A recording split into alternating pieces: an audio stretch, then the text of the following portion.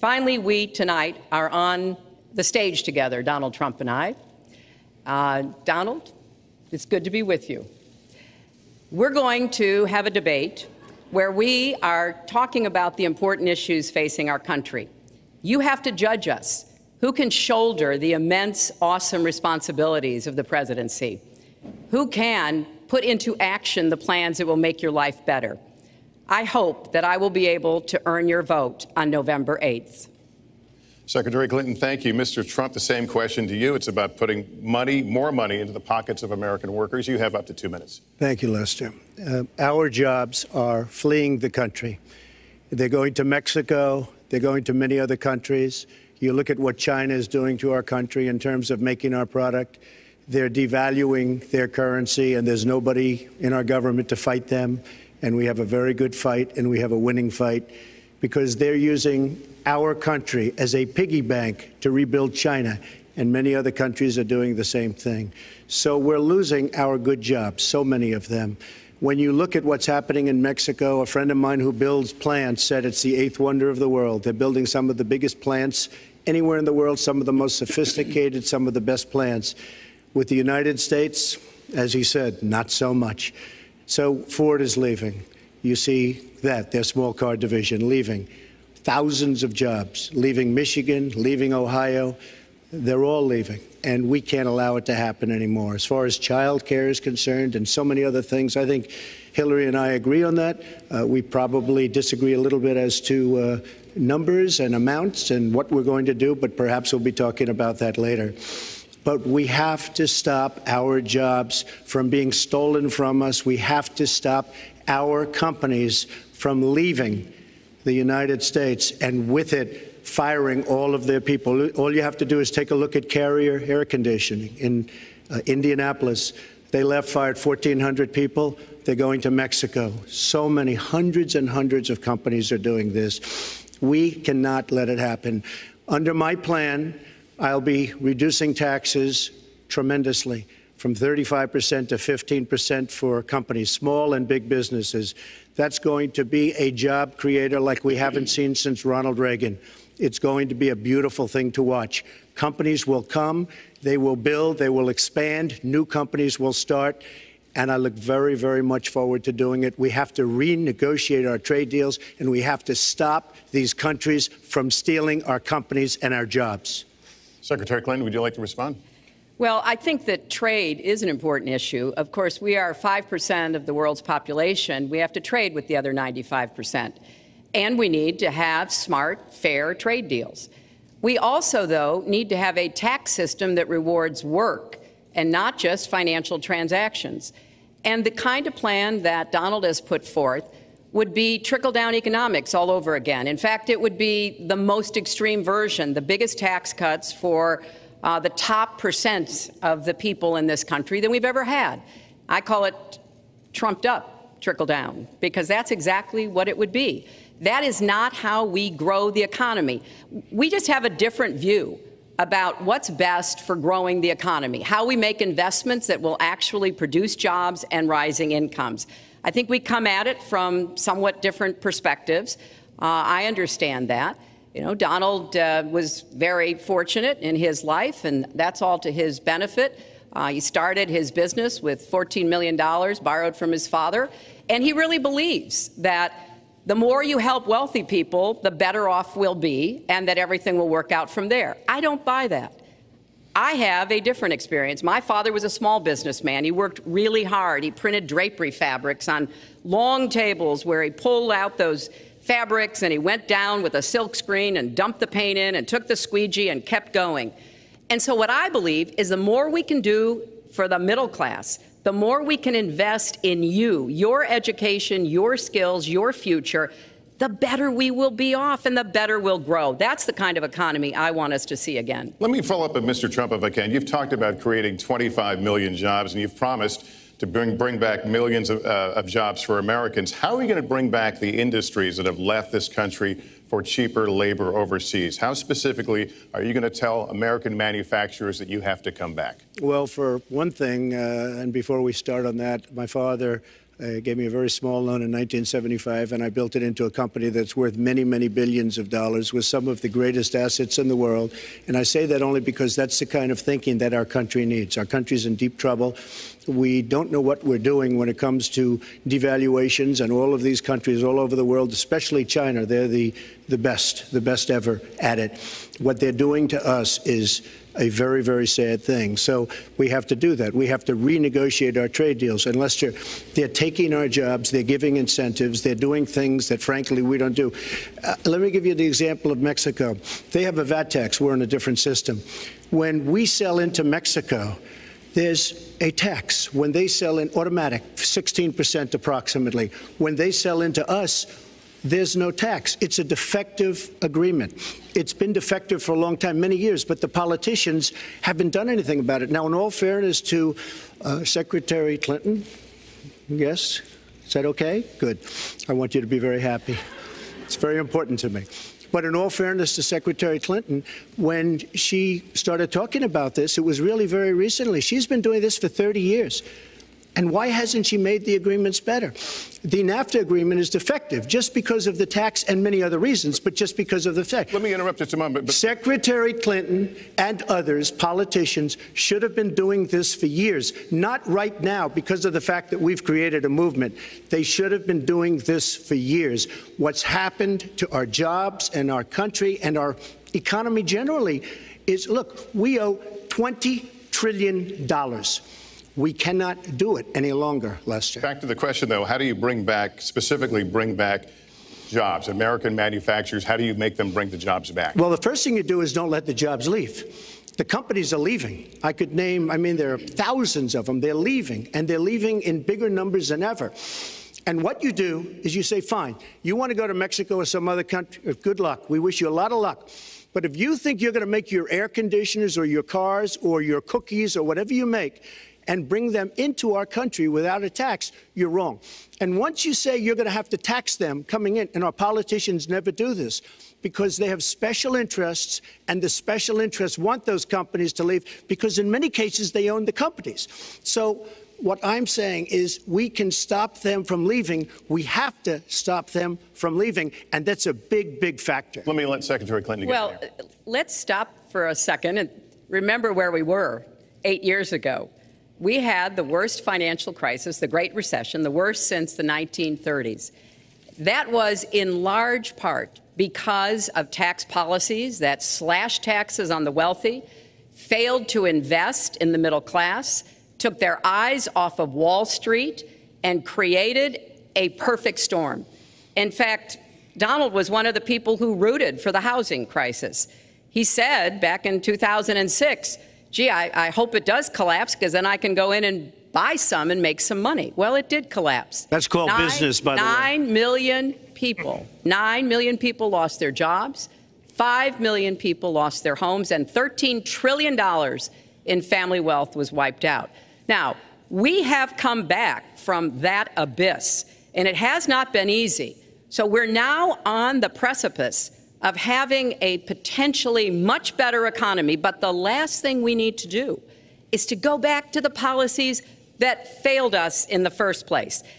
Independent experts have looked at what I've proposed and looked at what Donald's proposed, and basically they've said this, that if his tax plan, which would blow up the debt by over $5 trillion and would in some instances disadvantage middle-class families compared to the wealthy, were to go into effect, we would lose 3.5 million jobs and maybe have another recession.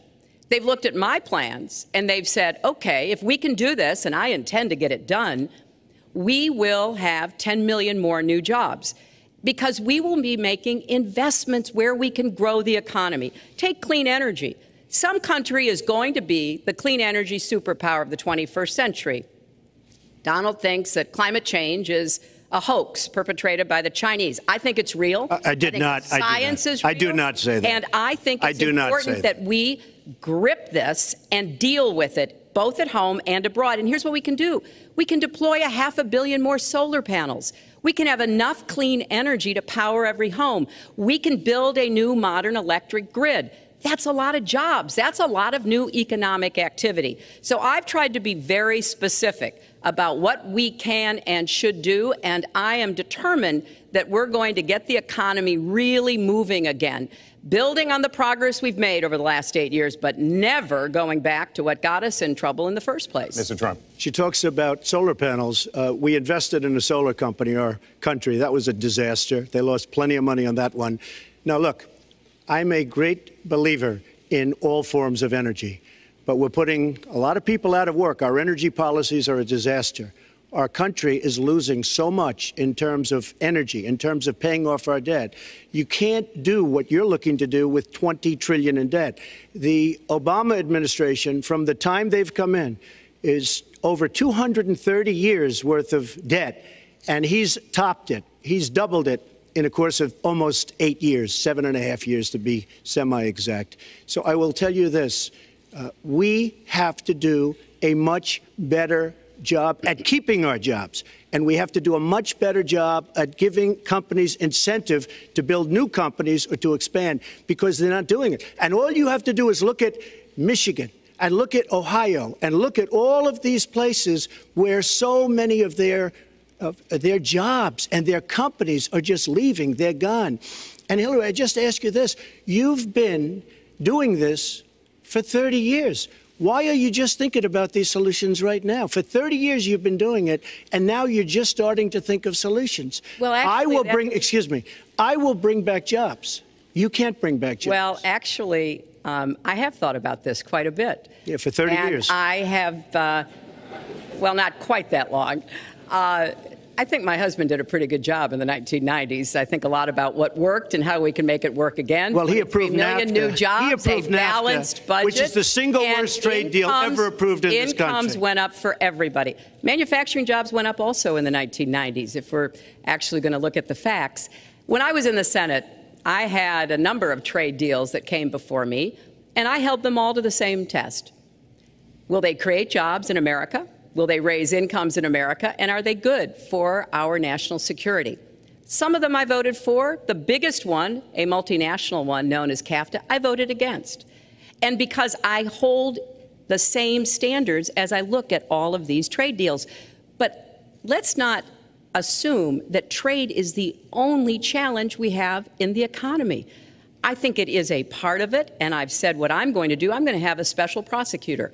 We're going to enforce the trade deals we have, and we're going to hold people accountable. When I was Secretary of State, we actually increased American exports globally 30%.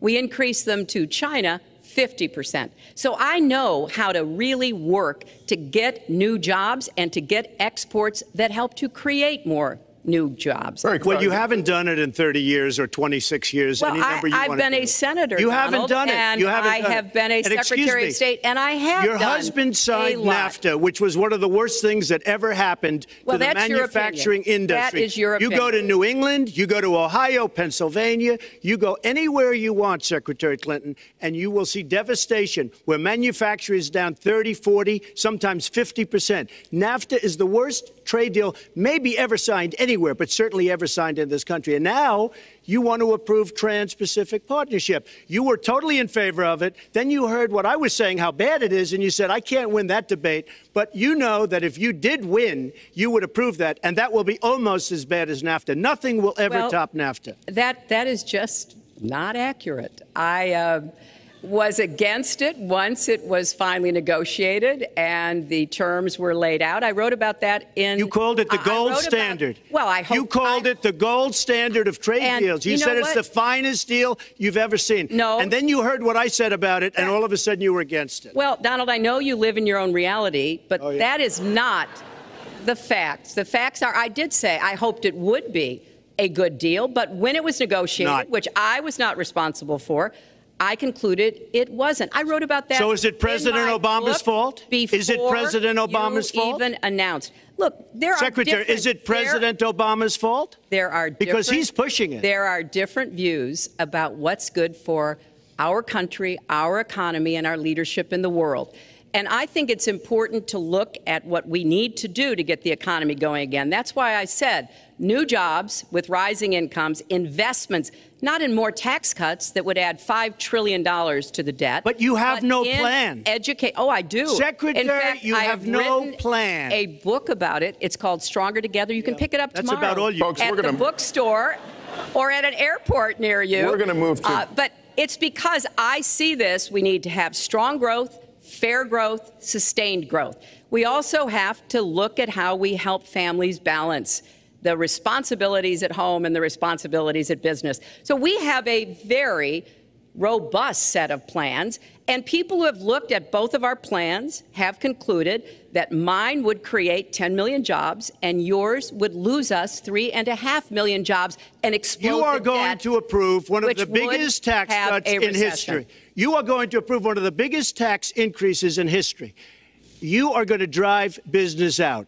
Your regulations are a disaster, and you're going to increase regulations all over the place. And by the way, my tax cut is the biggest since Ronald Reagan. I'm very proud of it. It will create tremendous numbers of new jobs. But regulations, you are going to regulate these businesses out of existence. When I go around, Lester, I tell you this, I've been all over. And when I go around, despite the tax cut, the things that business and people like the most is the fact that I'm cutting regulation. You have regulations on top of regulations, and new companies cannot form, and old companies are going out of business, and you want to increase the regulations and make them even worse. I'm going to cut regulations, but I'm going to cut taxes big league, and you're going to raise taxes big league. End of story. Let me get you to pause right there, because we're going to move into the next segment. We're going to talk taxes. That can't be left Please, to stand. Take 30 seconds, and then we're going to go on. I kind of assumed that there would be a lot of these charges and claims. And so we have taken the homepage of my website, HillaryClinton.com, and we've turned it into a fact checker. So if you want to see in real time what the facts are, please go and take a look. And take a look at mine also, and you'll see. Not add a penny to the debt, and your plans would add $5 trillion to the debt. What I have proposed would cut regulations and streamline them for small businesses. What I have proposed would be paid for by raising taxes on the wealthy, because they have made all the gains in the economy. And I think it's time that the wealthy and corporations paid their fair share to support this country. You just opened the next segment. Well, look, could I just finish? Actually, I think I should. I'm going to give you a chance right here. And you take a look at her website. She's going to raise taxes $1.3 trillion. Mr. Trump, and look at her website. You know what? It's no different than this. She's telling us how to fight ISIS. Just go to her website. She tells you how to fight ISIS on her website. I don't think General Douglas MacArthur would like that too much. The next segment, we're continuing the subject of... Well, at least I have a plan to fight ISIS. No, you're telling the enemy everything you want to do. No, we're not. See, you're telling the enemy everything you want to do. No wonder you've been fighting ISIS your entire adult life. Folks, go to the fact checkers. Get to work. You are unpacking a lot here, and we're still on the issue of achieving prosperity. And I want to talk about taxes. The fundamental difference between the two of you concerns the wealthy. Secretary Clinton, you're calling for a tax increase in the wealthiest Americans. I'd like you to further defend that. And Mr. Trump, you're calling for tax cuts for the wealthy. I'd like you to defend that. And this next 2-minute answer goes to you, Mr. Trump. Well, I'm really calling for major jobs, because the wealthy are going to create tremendous jobs. They're going to expand their companies. They're going to do a tremendous job. I'm getting rid of the carried interest provision. And if you really look, it's not a tax. It's really not a great thing for the wealthy. It's a great thing for the middle class. It's a great thing for companies to expand. And when these people are going to put billions and billions of dollars into companies, and when they're going to bring $2.5 trillion back from overseas, where they can't bring the money back because politicians like Secretary Clinton won't allow them to bring the money back because the taxes are so onerous and the bureaucratic red tape. So what is so bad? So what they're doing is they're leaving our country, and they're, believe it or not, leaving because taxes are too high and because some of them have lots of money outside of our country, and instead of bringing it back and putting the money to work because they can't work out a deal to and everybody agrees it should be brought back. Instead of that, they're leaving our country to get their money because they can't bring their money back into our country because of bureaucratic red tape, because they can't get together, because we have a president that can't sit them around a table and get them to approve something. And here's the thing. Republicans and Democrats agree that this should be done. $2.5 trillion. I happen to think it's double that. It's probably $5 trillion that we can't bring into our country, Lester. And with a little leadership, you'd get it in here very quickly, and it could be put to use on the inner cities and lots of other things, and it would be beautiful. But we have no leadership. And honestly, that starts with Secretary Clinton. All right, you have 2 minutes on the same question to defend tax increases on the wealthiest Americans, Secretary Clinton. I have a feeling that by the end of this evening, I'm going to be blamed for everything that's ever happened. Why not? Why not? Yeah, why not? You know, just join the debate by saying more crazy things. Now, let me say there's nothing crazy about not letting our companies bring their money back into their country. This is Secretary Clinton's 2 minutes, please. Yeah, well, let's start the clock again, Lester. We've looked at your tax proposals. I don't see changes in the corporate tax rates or the kinds of proposals you're referring to that would cause the repatriation, bringing back of money that's stranded overseas. I happen to support that. I happen to support that in a way that will actually work to our benefit. But when I look at what you have proposed, you have what is called now the Trump loophole, because it would so advantage you and the business you do. You've proposed an approach that has a $4 billion tax benefit for your family. And when you look at what you are proposing, much for my family? It is, Lester, as I said, trumped up trickle down. Trickle down did not work. It got us into the mess we were in 2008 and 9. Slashing taxes on the wealthy hasn't worked, and a lot of really smart, wealthy people know that. And they are saying, hey, we need to do more to make the contributions we should be making to rebuild the middle class. I don't think top-down works in America. I think building the middle class, investing in the middle class, making college debt-free so more young people can get their education, helping people refinance their debt from college at a lower rate. Those are the kinds of things that will really boost the economy. Broad-based, inclusive growth is what we need in America, not more advantages for people at the very top. Mr. Trump, typical politician, all talk, no action, sounds good, doesn't work, never going to happen. Our country is suffering because people like Secretary Clinton have made such bad decisions in terms of our jobs and in terms of what's going on. Now, look, we have the worst revival of an economy since the Great Depression. And believe me, we're in a bubble right now.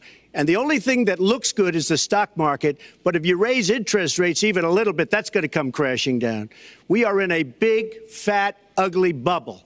And we better be awfully careful. And we have a Fed that's doing political things. This Janet Yellen of the Fed is doing political by keeping the interest rates at this level. And believe me, the day Obama goes off and he leaves and he goes out to the golf course for the rest of his life to play golf, when they raise interest rates, you're going to see some very bad things happen because the Fed is not doing their job. The Fed is being more political than Secretary Clinton. Mr. Trump, we're talking about the burden that Americans have to pay, yet you have not released your tax returns. And the reason nominees have released their returns for decades is that voters punish the audience one more time. There was an agreement. We did ask you to be silent, so it would be helpful for us. Secretary Clinton. Well, I think you've just seen another example of bait and switch here. For 40 years, everyone running for president has released their tax returns. You can go and see nearly, I think, 39, 40 years of our tax returns, but everyone has done it. We know the IRS has made clear there is no prohibition on releasing it when you're under audit. So you've got to ask yourself, why won't he release his tax returns? And I think there may be a couple of reasons. First, maybe he's not as rich as he says he is. Second, maybe he's not as charitable as he claims to be. Third, we don't know all of his business dealings, but we have been told through investigative reporting that he owes about $650 million to Wall Street and foreign banks. Or maybe he doesn't want the American people, all of you watching tonight, to know that he's paid nothing in federal taxes, because the only years that anybody's ever seen were a couple of years when he had to turn them over to state authorities when he was trying to get a casino license, and they showed he didn't pay any federal income tax. So if he's paid zero, that means zero for troops, zero for vets, zero for schools or health. And I think probably he's not all that enthusiastic about having the rest of our country see what the real reasons are, because it must be something really important, even terrible, that he's trying to hide. And the financial disclosure statement, they don't give you the tax rate. They don't give you all the details that tax returns would. And it just seems to me that this is something that the American people deserve to see. And I have no reason to believe that he's ever going to release his tax returns, because there's something he's hiding. And we'll guess. We'll keep guessing at what it might be that he's hiding.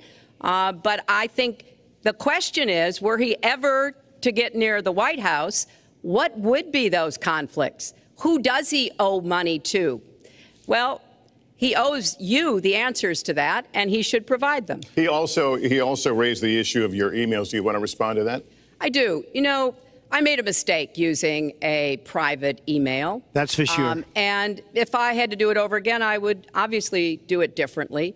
But I'm not going to make any excuses. It was a mistake, and I take responsibility for that. Mr. Trump? That was more than a mistake. That was done purposely, okay? That was not a mistake. That was done purposely.